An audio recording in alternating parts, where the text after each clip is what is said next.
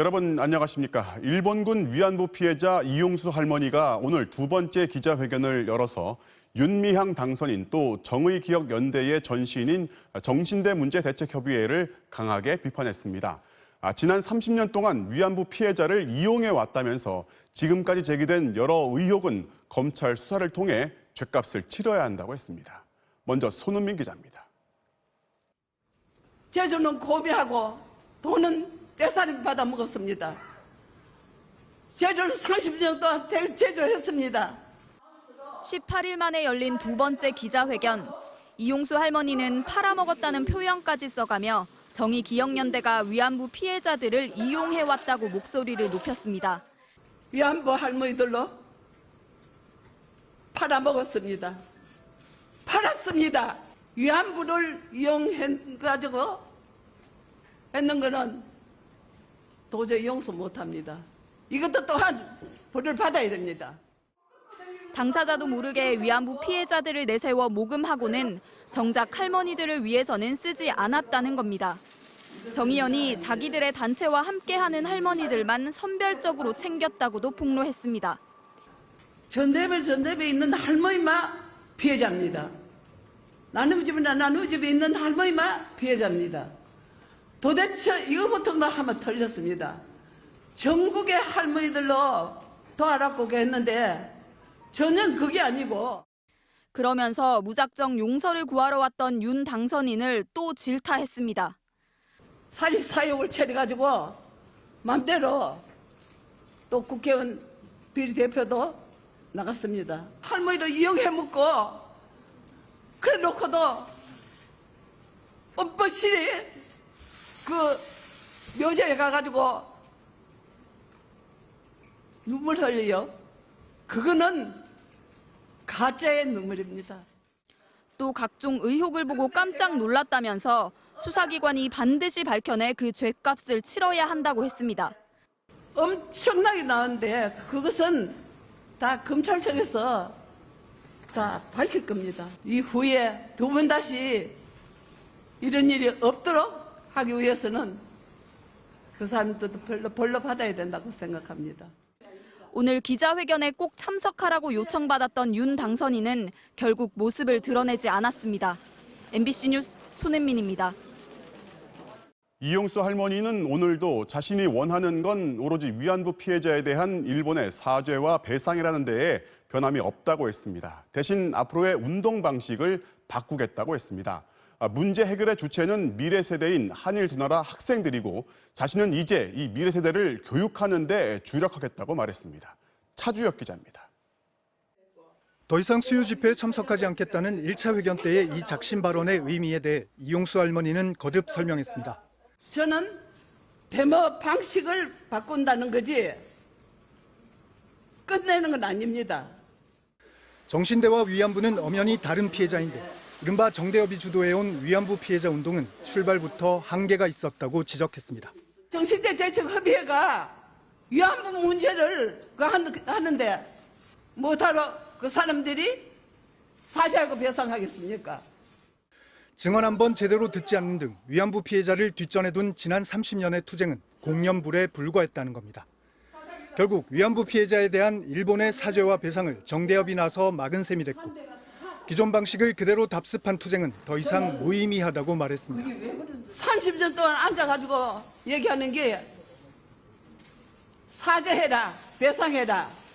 일본 사람이 뭔 줄 알아야 사죄하고 배상하죠. 이거는 사죄도 하지 말고 안 해도 된다는 거 아닙니까? 위안부 문제를 거짓말로 치부하는 아베 정권의 노골적인 역사 왜곡. 그리고 이제 18명밖에 남지 않은 생존자 할머니들. 한 번도 풀린 적 없고 풀릴 기미도 보이지 않는 역사의 매듭을 풀 수 있는 것. 다름 아닌 양국의 학생들 뿐이라고 호소했습니다. 이 억울하고 누명선 우리 위안부 할머니 해결해 줄 사람은 우리 이 학생들이라고 생각합니다. 왜 이렇게 지금은 당해야 되고 내가 늦게 계속 살았는 게 이게 죄입니까?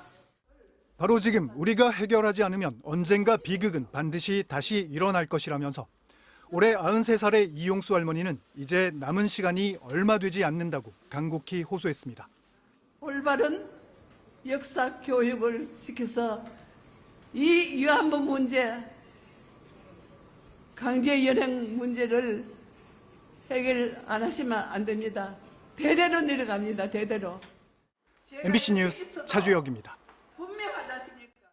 윤미향 당선인은 오늘 아무런 입장을 내놓지 않고 침묵했습니다. 여당은 사실 확인이 먼저라는 기존 입장을 반복했고 통합당은 할머니를 이용했다는 절규에 분노한다고 했습니다.